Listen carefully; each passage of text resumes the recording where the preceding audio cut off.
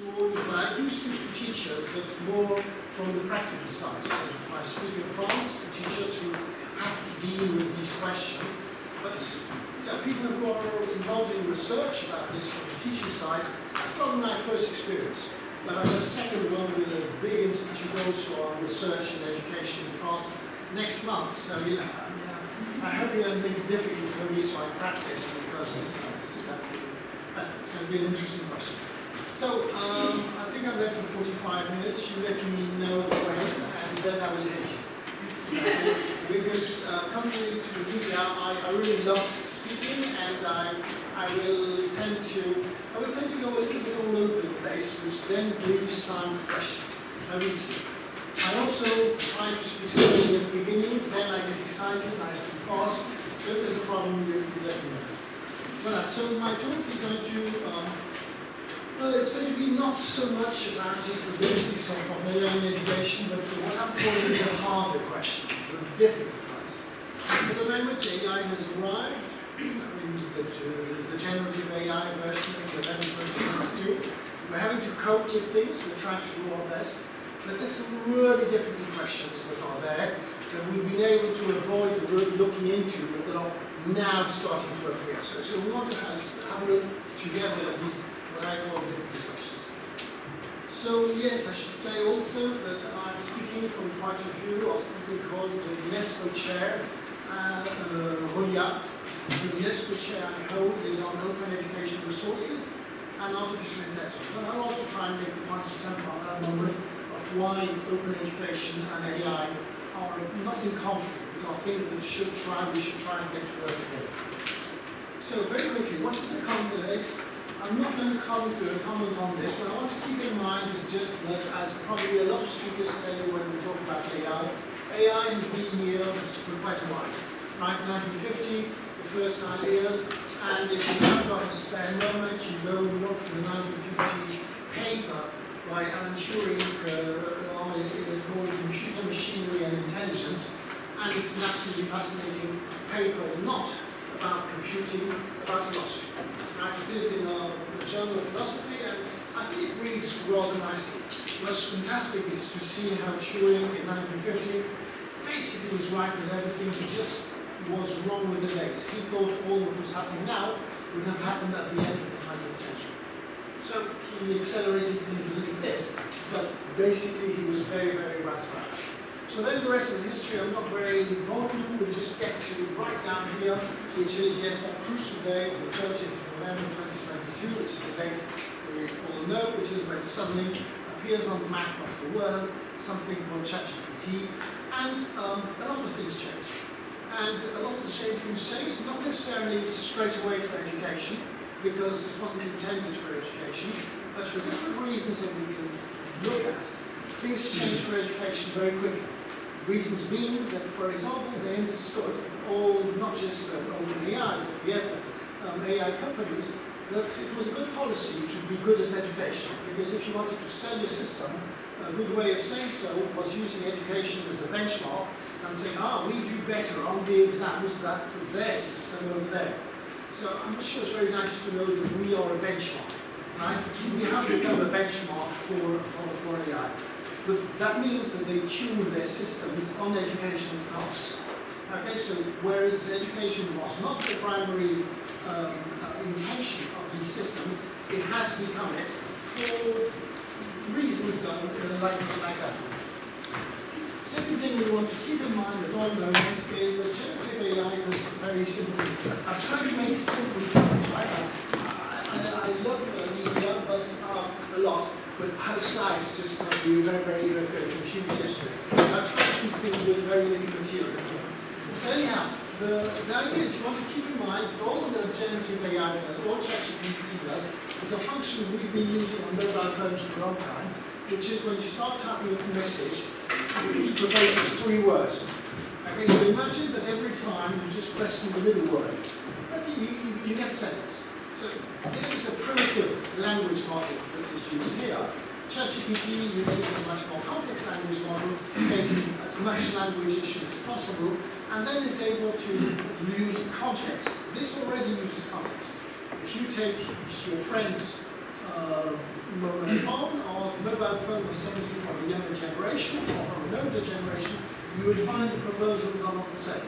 It is consistently learning. It learns what are the words you like, what are the words you prefer, what are the words you don't choose, so to propose those words that you use. So ChatGPT is also doing learning, but it's not doing it only on one person, it's doing it over the whole planet. Okay, so anyhow, there's no logic, there's no what you would call intelligence in this, but, and this is the most important thing to remember, is that it works, and it works very well. Okay, and so at some point, a talk like mine would start by saying, you know, this thing doesn't work, a lot of hallucinations, a lot of mistakes, a lot of errors, it's a disaster, never works, whatever. It's wrong. It is working and people are using it. So we have to take that into mind. It works with flaws, it works with mistakes, it works with things that we perhaps are not happy about, but it does work, and that is why people are using it. So people are using it, for example, in education. So here are three examples I like giving of what it means to say it works. So the first one is I had a student who was talking to students at North University and asking them, how do you use it?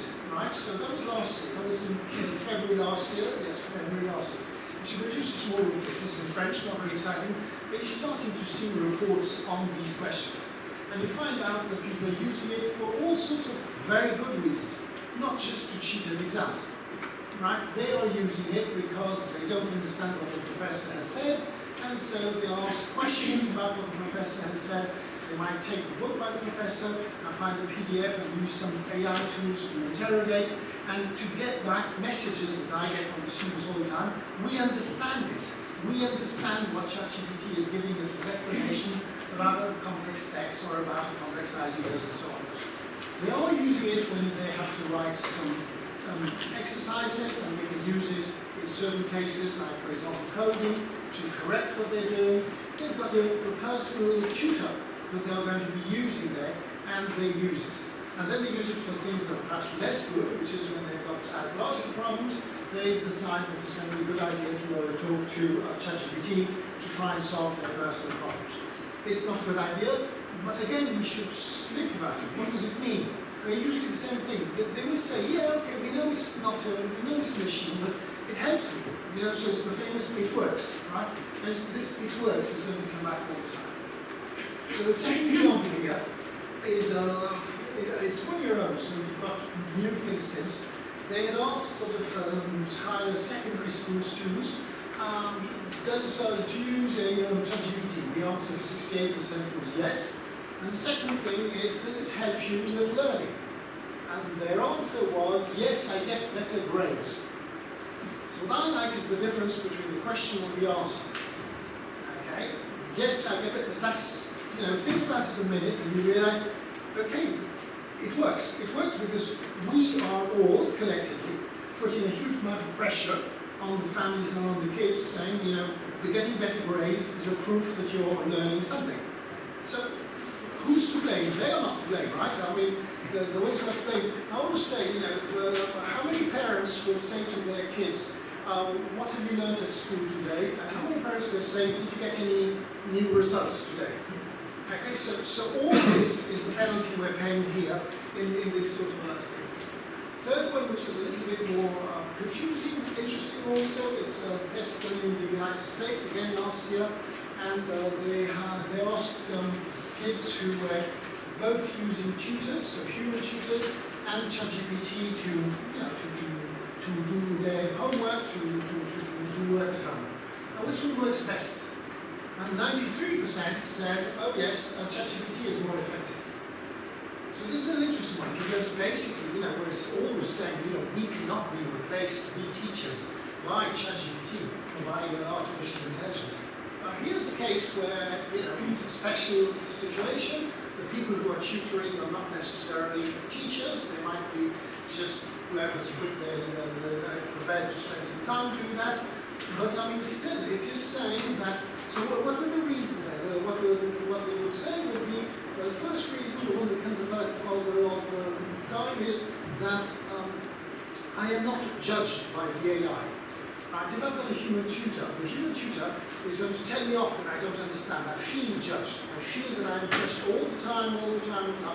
That's the message that comes out. When it's an AI, I don't have that feeling. And the second thing, of course, is I can ask questions whenever I want. I don't have to go to the 4 o'clock in the afternoon slot on Thursdays to do it. I can ask questions when I'm done. So let's keep this in mind when you're thinking about, AI working. So since we're in a research institute, I wanted to talk about AI research, right? So we're saying that AI is playing a role in education. Here are some examples. Well, what does research have to say about this? Well, the first thing is that research did not have much to say until a few months ago.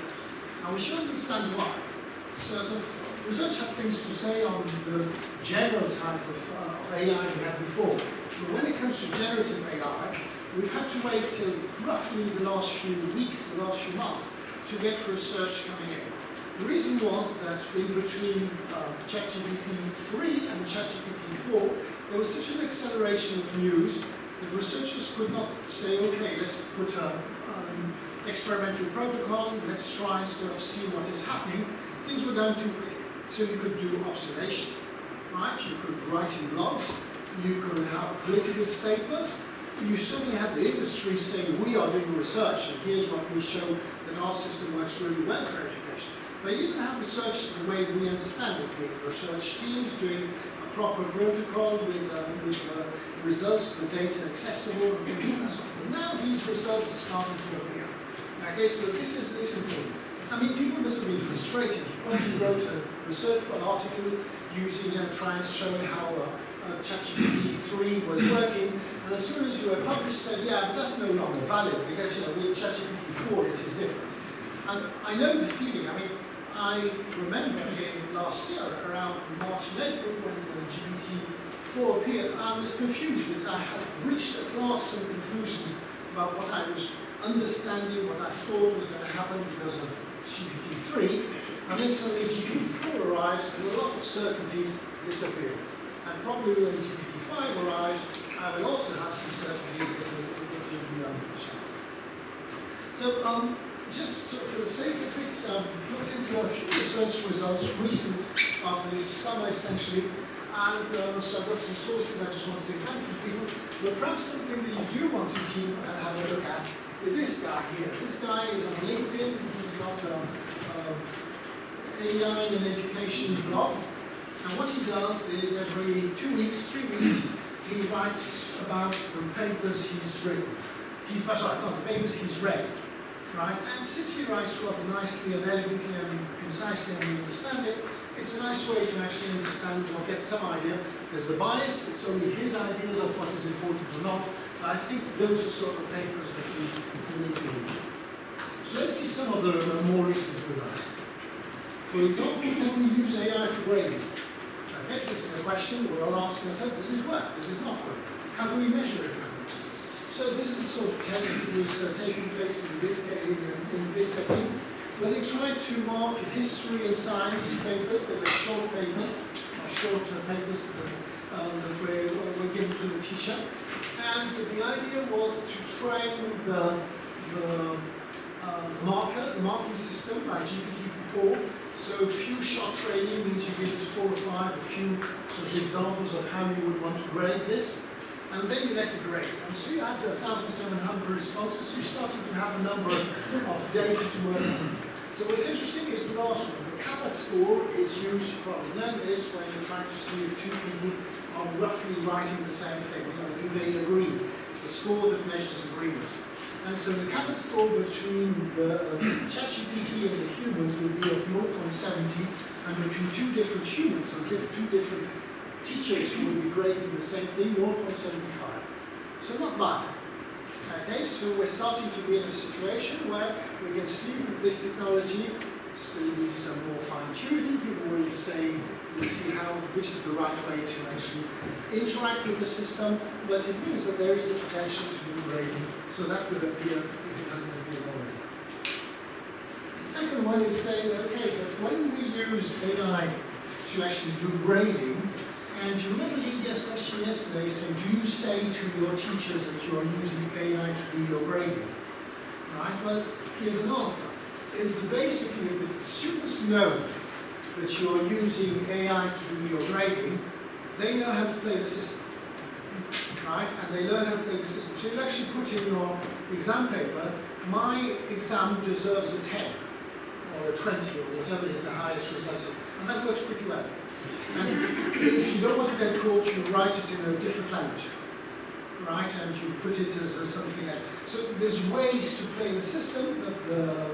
If we use AI, we shouldn't be believing that the other person is not going to be using AI. So it works. You cannot obtain, you can fool AI, which is doing the grading, through AI on the other side. This has also been noticed in France when people are now using AI to read motivation letters. Okay, so people are trying to get into a company or into a university, and they have to write a motivation letter to say why they're so motivated.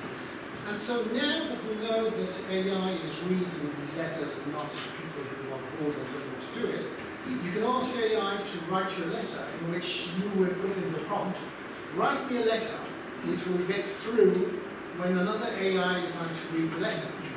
And it's interesting because when you as a human read that letter, you think this is rubbish, right? Because it's rubbish for us, but it is tuned for the AI that's going to read the letter. Right, that's a little bit of a story. Okay, another little result of research here. Yes, so we're going to get to the question of plagiarism detection. And one of the questions there was, can we detect a plagiarism? Can we detect if an AI has been in fact used to write a document? Knowing that the tools that we are told work don't work. Okay? So keep that also in mind. Probably have to say it, so repeat this, right? You cannot detect AI if opposite you don't have somebody very stupid. If the person opposite is just going to do a copy-paste from AI, then you perhaps can detect it, but you will still not be sure, and you will still have many false positives. So you might be, sort of condemning a student, saying, oh, you get a 0, but in fact the student has started to read so many texts written by ChatGPT that it learns the expression from ChatGPT and thinks that is a valid expression. Right? So you start, these detectors are only trying to find sort of some statistical rules in the text that we're using. So anyhow, does AI do work better? And the answer is yes. So AI works better than the other sort of tools, but better doesn't mean it works. Right? AI, it just means that it can detect plagiarism, it can detect things like that, provided it has got the source. So we're back to a sort of system where you have to have all the sources and say, this looks very similar to this. It's like if it was looking for a kappa score in between this database of texts and the text that is submitted by students. So I'm not sure if this is easy to understand. This is confusing. We can know, okay, so since detection of AI and plagiarism done through AI relies on statistics, it means that we can actually do it when we've got a lot of data. So if somebody is sending in a memoir that is perhaps 60 pages, we're probably going to be able to catch something. If we are doing statistics over a whole population, so you give me all the essays of all the students, and try and average, I might be able to say something like, yes, 20% of the material here is done by AI. But when I take one individual document, right, then the statistical bit is going to be prone to errors. The way statistics works, if you don't have enough data, the possibility of errors becomes very big. Okay, let's continue with this plagiarism and AI thing. This is an interesting one, which was done in the UK last summer, where they actually entered into the system 33 papers, 33 dissertations written by an AI. They didn't use any human correction. They just gave the essay or whatever the topic was to the AI. They said we need 3,000 words, 4,000 words. The AI wrote it, and on the other side, the teachers did not know even that the experiment was taking place. So they had to go in front of an ethics committee to actually make this experiment. And they have to say, yes, I'm going to actually compensate the teachers who will have wasted their time correcting, but we can't tell them in advance. So teachers didn't know that there could be even any AI in this. So only one of these had a doubt. At one moment there was one alert out of the 33. And on average, the essays obtained better marks than essays from the normal student. I think it was in psychology, and it was in a Warwick University. So it started to show that if we're not going through a protocol as teachers to actually do something about it, we're going to get caught out, right? We're not going to see that people are using AI. In this case, it isn't even using a bit of AI. It was the whole essay was written by AI. And so my favorite ones now. This one is probably the most important one to keep at hand. This is a reference paper with 76 different types of prompts. So we all know that prompting is important. For a long time we were saying that prompting was an art, which is usually a way of saying, oh, I'm not an artist, so I'm not going to be able to understand. So this is much more methodical and more like saying prompting is a technique. And so it's long papers, it's about 76 pages, but it reads actually well. You don't read it, you just go through it and you stop at the page, you look at the prompt, you see how it works, why it works, and we'll give you examples of it. So it's a nice paper, but again it's research, right? It's not sort of somebody trying to sell something. This is a big research. You see the number of authors, a big research team, actually people in different places who wrote things. Second, this one I like. So this was a serious paper, right? It's a serious paper to try and explain to us that when we always say that ChatGPT makes errors, or that ChatGPT is going to hallucinate, in a way we're hinting that these things are done on purpose. So the ChatGPT has got an idea of truth, and then has decided to distort or to change the truth. But that's not the case. In fact, ChatGPT doesn't have a clue of what is true and what is not true. It just happens that from time to time it generates, because it has to generate. It's one of the frustrating things. Even when it doesn't know it, will always, I'm saying ChatGPT, I could have said any one of the other systems, right? But it will all sort of come up with something. So the word bullshit, which this, I've got the French version here of this, Harry Frankfurt. So he exists, right? And the author talking in bullshit, this is good. Right? But he's explaining there is this attitude. You think of perhaps some presidents or ex-presidents, working that way. They just somehow they lose track of what's true and not true. It doesn't matter. It's just keep on talking. So this is important because you have the impression that it's just a question of from time to time you're saying the truth and from time to time it's like it doesn't work. Okay, most important of all is this one, which appeared this summer. This one I'll explain later why it's I think it's the most important one because this is the one I explain to my students. So this experiment was done in Turkey, I think, or with the Turkish students, and I think it's mathematics. Yes, it was mathematics. So they had three revisions. Sorry, that was translating backwards and forwards from English to French. So we had three groups of students, and they had to prepare for mathematics at home. One group wasn't allowed to use AI. The second group was allowed to use ChatGPT, and the third group used a little bit more modern thing called GPT Tutor.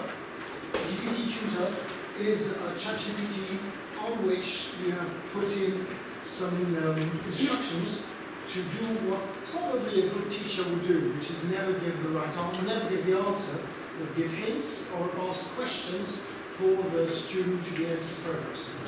Okay? So those are the three populations. So then you would look at the results these populations had on their homework, and those that used GPT-based had the best results. Those that used GPT Tutor had second best results, and those that had to do their homework on their own had worse results. Okay, this was not very difficult. I don't have the age group here, but I think there were 16, 17 years. So that's the first thing, but then you have what you could call restitution surveys, in other words the exam. Right? Or you're in the classroom and you have to do the same sort of exercises, or you have to do some exercises, And now you don't have ChatGPT or you don't have any AI to do your exercises. And here you obtain that the GPT base, so those that use just GPT, just ChatGPT, those get minus 17% in comparison to the population of those that have done their work on their own. So basically the message here is saying, if you're using it at home, you will get this impression that you're doing really well because you're consistently finding the right answers, everything's going to work well, but at least from what happens here, if you do it without understanding what's happening, what's going to happen is the day you do have an exam, you do get worse results. So it's common sense, right? But it needs to be done by researchers, right? And so this is what I'm saying, is that now we're starting to have people doing systematic studies that are saying things that we need as teachers or as educators to be able to say, look, this is what's happening. So there's still a sort of bizarre thing for the group that uses the GPT tutor, which depends how you look at things, but you can say that the results were the same or nearly the same as the group that was using no AI. So they were clearly learning something, but probably they weren't doing better. So it wasn't as if this GPT tutor was giving them an advantage, those students. But probably there's room for improvement there, and probably that's what's going to happen in the future. That we're going to have some AIs that will help us do our homework at work, at home, but at the same time we can learn and be able to remobilize our knowledge when we get back to school. Okay, so this I think is an important result to keep in mind. It's the sort of result done in one age group in one country, right? So we will probably want to see this appear in more age groups and in more countries. I have to do a bit of publicity for a project called AI for Tea. I think if I didn't do it, I think you would regret asking me to come. So, so now we've said all this, the question that appears is, so the AI is out there, AI is working, the kids know it. When I ask 16-year-old, roughly 80% are already using it. 80% are already using it to do their homework, to do things. I mean, I make sure the teacher isn't there in the room and I say, okay, well, the teacher's out, now tell me, and they will admit that they are using it at home. So it's out there, so there's no way we can escape from this. So one of the ideas that's clear is that we need teachers that are trained, that are informed, lots more informed and trained about what is happening, what is at stake here, and also teachers that can be part of the debate, right? That are not going to just wait for a battle to happen between, I don't know, say ministries on one side and the big tech companies on the other side. So we need, as teachers, we need to collectively be part of this debate, which means we need to read, find out, and educate. So in this project, we will find that friends here in Slovenia were into it. Just because I'm talking about this in a minute, the goals of the project, or the objectives of the project, at some point, at the beginning of the project, I spent a little bit of time discussing with people and coming out with 5 objectives. These were not the 3 that were in the writing. These were the 5 that I sort of pushed to try and do something about. So one was we need everybody to know a bit about AI. It's impossible nowadays not to know about AI. You have to know that much to be able to not be scared to have a discussion about AI with your pupils. Not necessarily being a specialist, but you need to know enough to be, I wouldn't say one step ahead, but at least in the same game. The second one is that there are more and more tools for the teacher, tools for the classroom, and we want to understand how these tools work. Some of these tools which raise the questions that media was mentioned yesterday, right? Are we allowed to do that? We're talking about personalization being a great tool, but it seems that on the other hand, we wouldn't be allowed to use them. So that's a little bit more complicated. Third one is that we're finding out, and this was done before ChatGPT, but we're finding out that a lot of AI out there is never intended for education, but is actually going to play, or is already playing a huge role in education. So we have to not just look for the educational tools, but we have to look out for the non-educational tools. Like, for example, DeepL, right, or Google Translate. Google Translate was never intended for education, but it's playing a big part in education, right, because of the fact that when we discover it, they will use it. And we've got other tools like that. And ChatGPT is the same thing. Question 4, objective 4, was, so this was a European project that took place for 3 years and finished only in January this year. We had this goal which we were never able to do anything about. Are we going to have to learn differently? So this wasn't a question directly about AI. This was a question about the whole of our learning and teaching attitude, both, right? Both from the learner's point of view and the teacher's point of view. What is going to change fundamentally? Those are what I've been calling the hard questions. Right? What does it change? What is it going to change? So that was objective 4. And of course then, as was clear yesterday, there's an enormous amount of questions, issues related to what do you call this? Ethics involved here. So one of the things, yes, that came out of this is the textbook. So I've got them in English and French, I have got them in Slovenian because I have got no Slovenian readers. Nobody's reading it.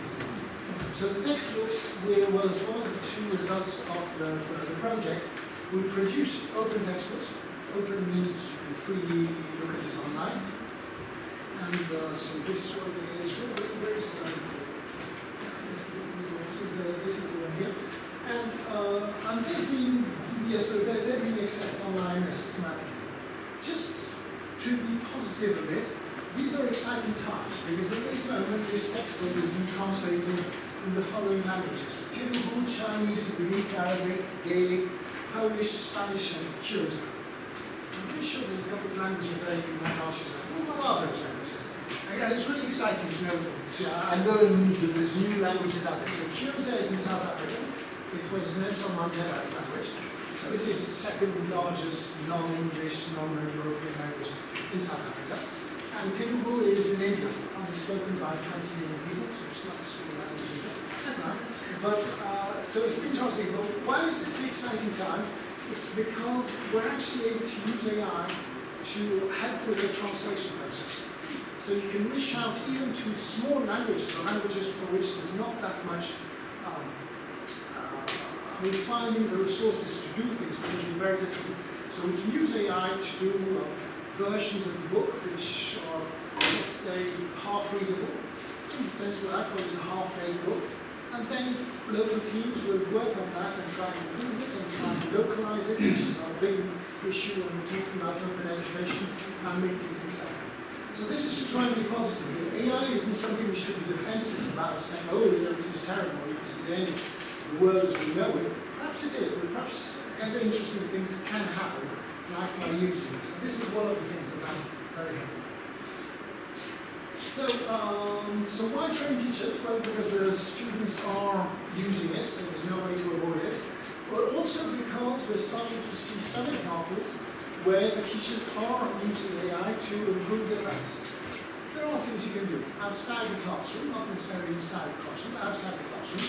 You can build examples, and depending on your field, your domain, you can use it, it's very field-oriented, you can use it to do all sorts of things, so it's a positive thing.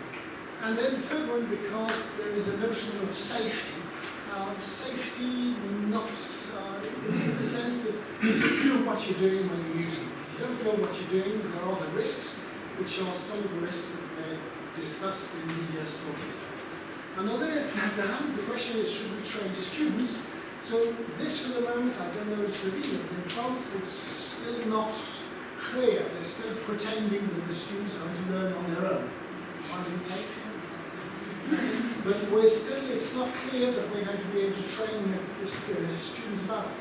But in fact, it's essential because when I do speak to the students, they have a clue and they're taking very wrong habits because they really don't know what they're doing. So everybody's using it.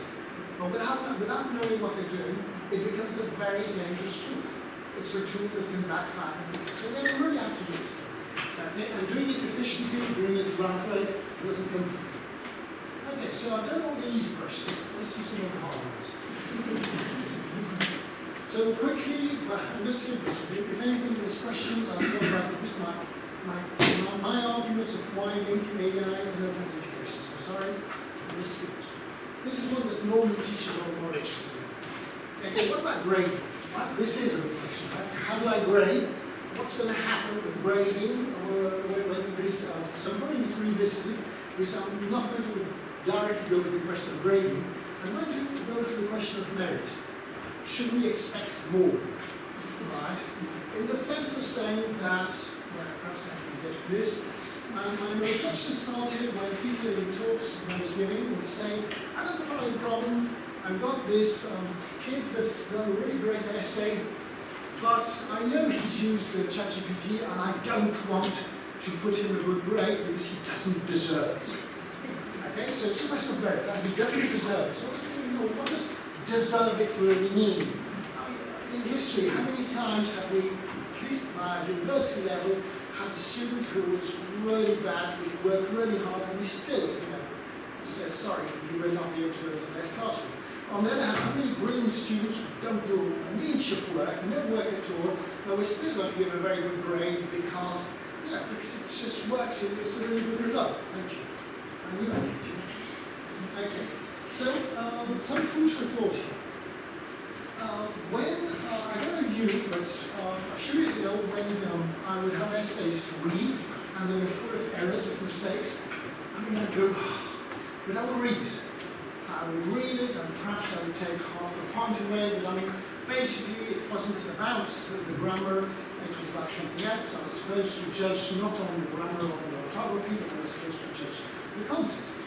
Today I would not accept that somebody who's worked at home will hand over an essay full of mistakes.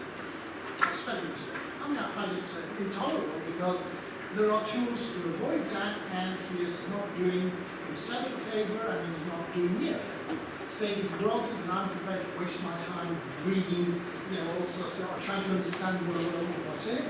So I'm going to have a higher expectancy. I expect more from a student as far as grammar and orthography goes than what I was expecting a few years ago. I don't know if you shared this, or perhaps your students never make mistakes and never have to write brilliantly. Mine don't. So the thing is, I've got the feeling that this is going to happen, or one of the options that is going to happen is that people are going to use generative AI more and more to rewrite paragraphs, to do bits and pieces in their documents.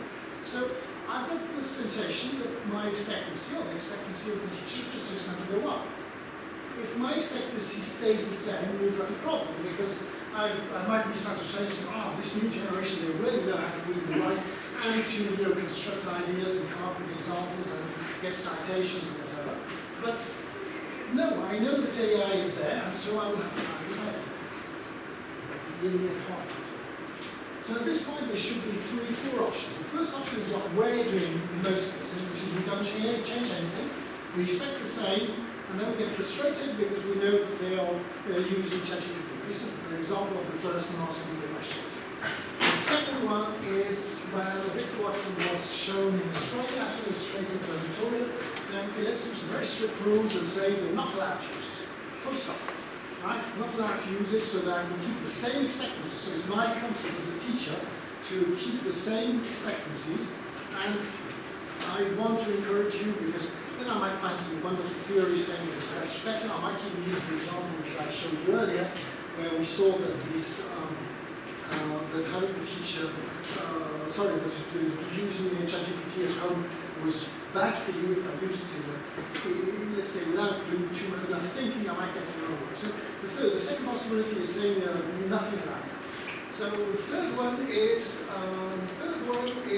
you will start saying, okay, you can use it, but you can only use it in specific settings. So you might use it to reformulate, you might use it to build your tables, you might use it to have some pictures. In each case, you justify, you actually give me the prompt you've been using, and there's a number of policies that we find out there to do this. And every time these policies are becoming more and more complex, because the problem is becoming more and more complex. And I think it's a great idea, I just don't think it's practical. I can't see how we're going to say to the kid, you can use it for this, but now you can't use it for the next paragraph. I just don't see it. And I can't see how we can do it for us as teachers, right? When I have to correct an exam, to say, okay, you have to check that it has been used the right way. So checking if it's been used was impossible, but checking if the AI has been used the right way is going to be completely much more difficult. Unless we're given a huge amount of money to do this, and much more time or whatever. that's normally not part of the question. And so then the fourth one is expect more. So I'm not expecting more from my classes. I'm not expecting more. I'm not saying now a 10-year-old is not to understand nuclear physics. Right? But I'm just expecting more when people are doing work at home and they're going to deliver the result of what they've done at home, memoirs and things. I am expecting much more than what was on the table before. Expecting more might also be the fact that I'm expecting more because I'm expecting the person to be able to argue and then to perhaps have a dialogue with that person or to come and defend that work.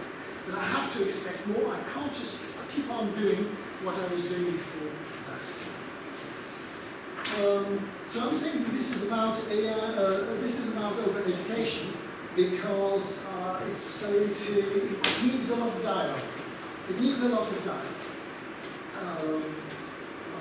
So perhaps just to finish on this one, I'll just give you rapidly what was the other thing I wanted to talk about, which I'm not going to talk about. So this is what I've done this year. This year in university, so I have got big amphitheatres. I've got 550 students twice, 270, 280.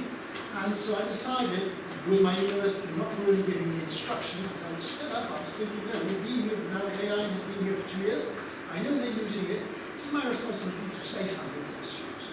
So roughly speaking, I've got a set of slides. I'm going to have an article on the blog coming out soon to try and explain what I'm trying to do with this. This is what I'm trying to say.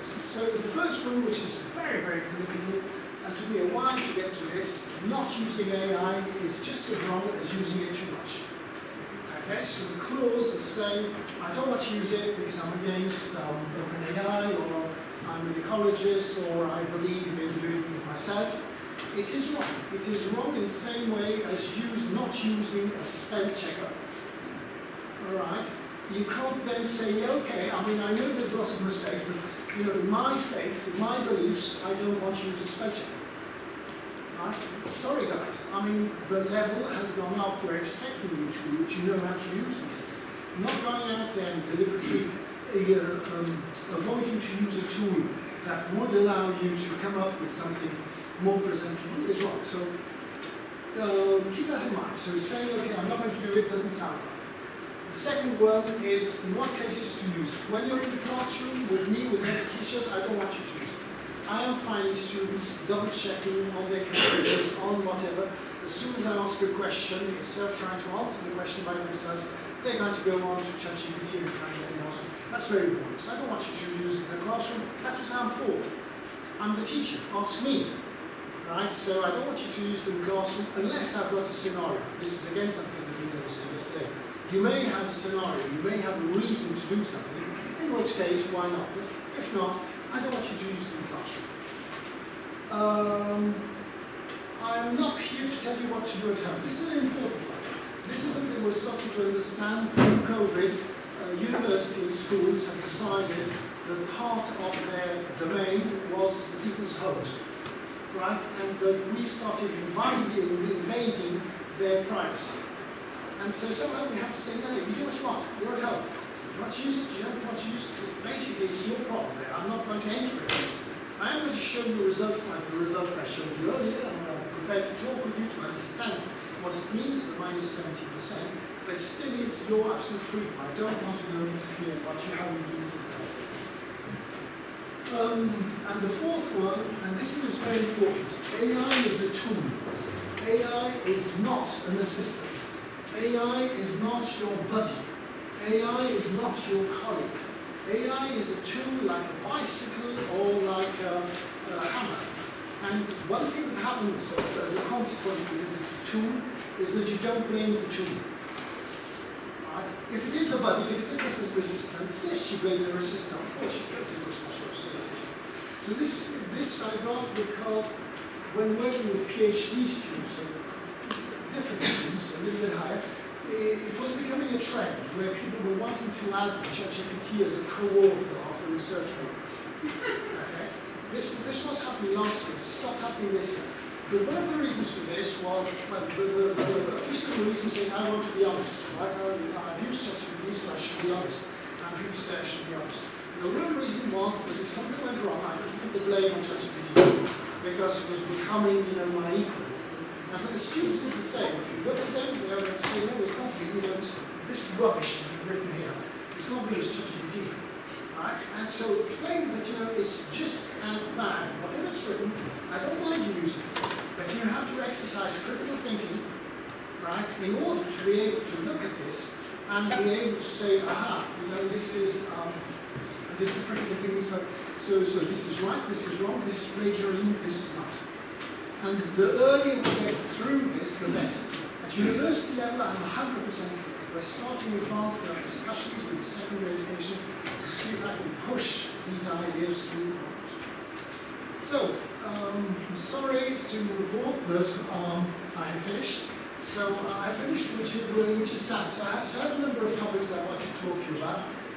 In just 2 words, I was wanting to argue that AI is accelerating education, and AI is accelerating the way we do things. And in the moment that, I think it's UNESCO Day tomorrow or something, so it's important, the sustainable goals are an important topic or an important question. So the question here is, what would sustainable education be? Okay, so I only got about a dozen slides to explain what my idea of sustainable education is. But basically that's what I'm interested in explaining. Thinking about how sustainable or not sustainable our education is. What I mean by sustainable, perhaps in French we don't use sustainable, we use durable. So durable as opposed to ephemeral. Right? And if you think about ChatGPT and what ChatGPT does, it basically is giving the impression that knowledge is there, the low-hanging branches of a tree, and that I can just go and pick the knowledge when I want. So we've actually got problems when we're starting. Those are the difficulties. We certainly have no problem of why we need to learn. Now we have got these things. And so somehow, if we go through these questions a bit more, we understand that using ChatGPT means exercising critical thinking, which I was saying before. If not, it's just pressing a button, so there's nothing interesting. And learning how to ask questions. So we can even say that for the past 200 years was all about learning to give answers. And perhaps education today is more about learning how to ask questions. And perhaps that's what we need in a world in which objects like ChatGPT, better AIs, will take such a prominent part. And then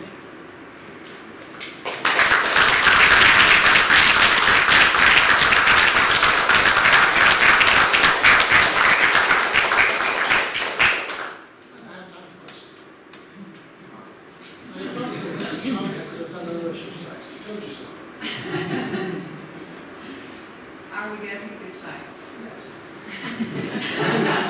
We need it, Becky. Are you an optimist?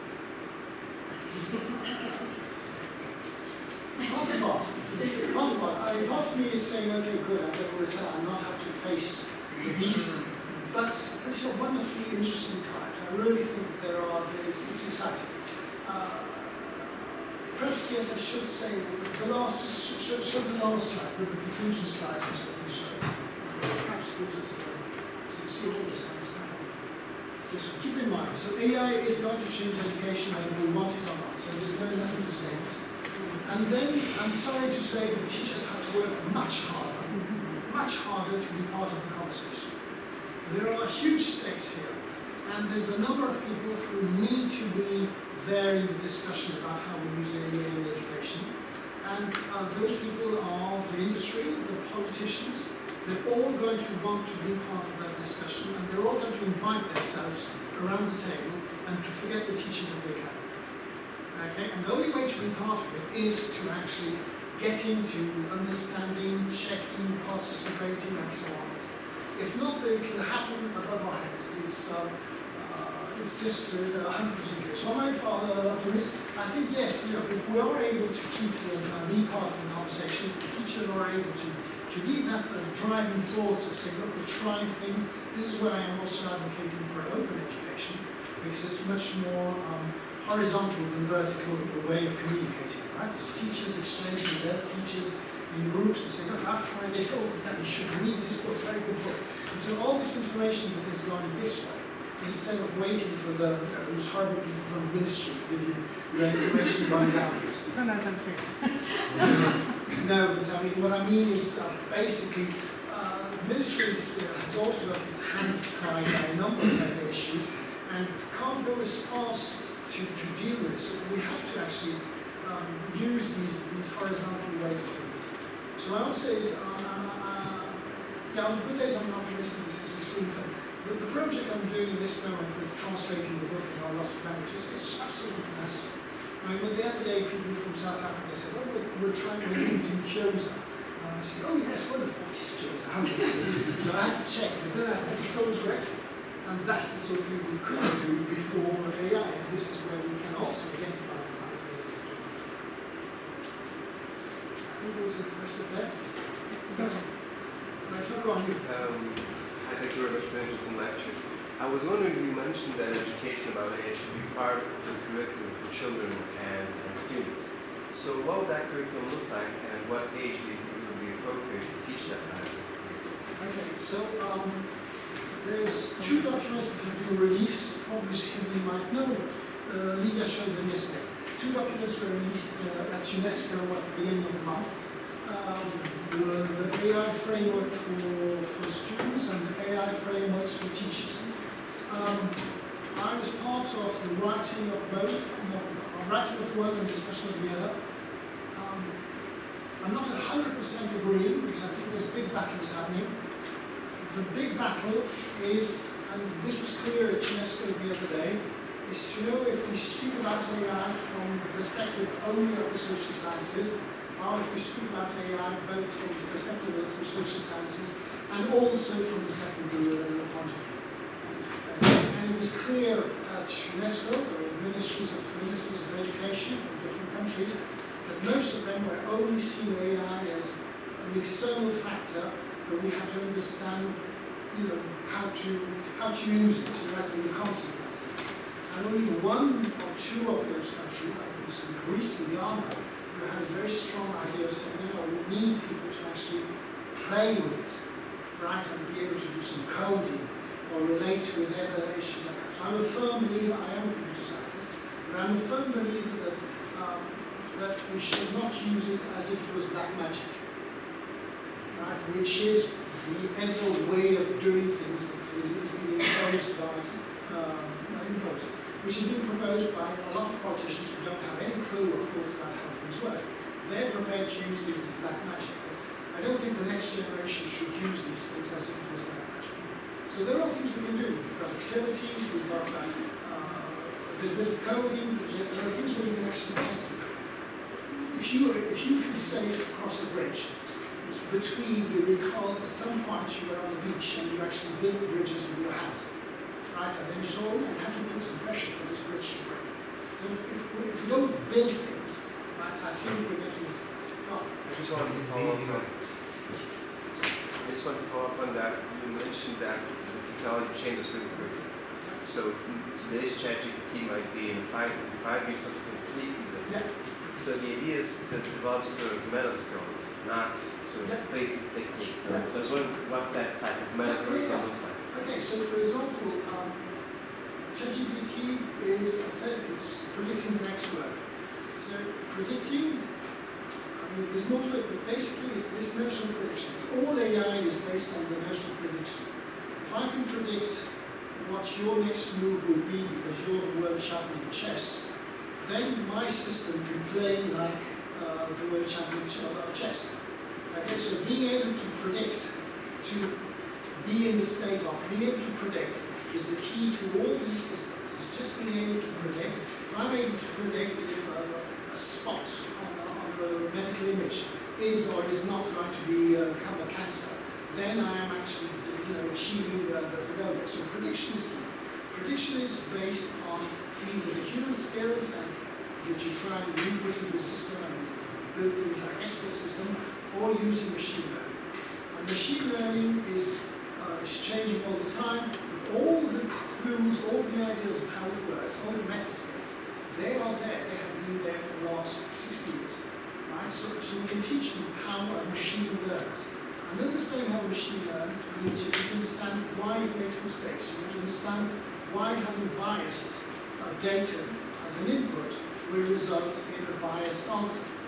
It might seem obvious, and we might not need to do it, but we can teach it. It's not that difficult. So, and I know that there's ideas like this here in Slovenia, where we've got people trying to show how to understand a bit of machine learning, because that is key. Right? Understanding why their errors are unavoidable, what sort of errors, where do they come from, right? And those are the meta skills that I do believe from the technical side we want to understand.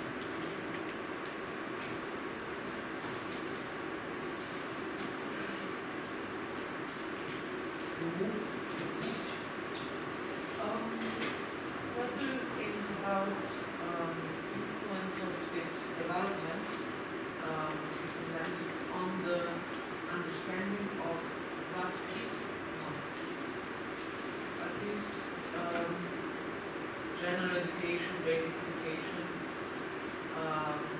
how to teach and how to assess the knowledge in a structure like this? I think I'll just repeat something I hinted at the end. When I look at my students, they're bigger students, they're university students, right? But the bad students will take my question, enter my question into ChatGPT, as it is verbal, take the answer, copy paste it, and say, here, I've done well. Right? The good students are to look at my question, reinterpret my question, right? Make it into what is called a prompt. So that means you're having knowledge about the topic, about whatever. Taking this question, making it also into good French to avoid sort of being less ambiguous, things of that sort. Then they will take an answer, not be satisfied with this answer, and be able to re-interact with this answer to keep on doing it. So understanding, and then my problem is that the bad students feel very frustrated because they think that basically the other one's got a better machine. This computer is better.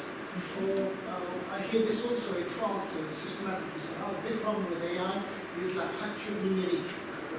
The fact that basically some kids have got, or some families have got access to better machines than others. It's not, it's cultural. The issue is cultural. It's the same that more than ever, we need people to have culture, to have read books, to have language, to have all the abilities that we have always believed in education, but they're more needed than ever to be able to interact efficiently with the system. So when I said we want to learn how to ask questions, asking questions is very difficult. And my students hate it when I do it in my exam. I say, okay, here's a data set.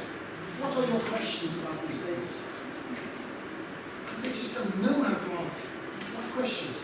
Please, Professor, ask me a question, I will answer. You know, how many lines there are, or you know, how much this, or something. I mean, if I ask them, they say, no, you ask the questions. I just realized they are not used to asking questions. And nevertheless, that is what is right to matter. So if there is a path of where things to be looked at, I think it's through that. So it means things like critical thinking, it means things like language abilities, it means like, but it also means convincing the kids that they work something. Take a theme you know nothing about. So if you do, take another one. Suppose it's butterflies. Ask an intelligent question about butterflies. Try. Apart from saying, do butterflies fly? I mean, this is what is happening. Think about it from the point of view of kid. This is what is happening. If they don't have any knowledge, any culture, they can't ask any questions. So yes, there's room for. That's why I'm being positive. Because if we manage to convince them of this, right, that it is about still, you know, reading books is going to be a way of actually accessing this knowledge, to be able to ask questions, to be able to relate, to find other words rather than the words. I mean, all that is going to happen. I'm not sure I'm answering that. I think that's the way to.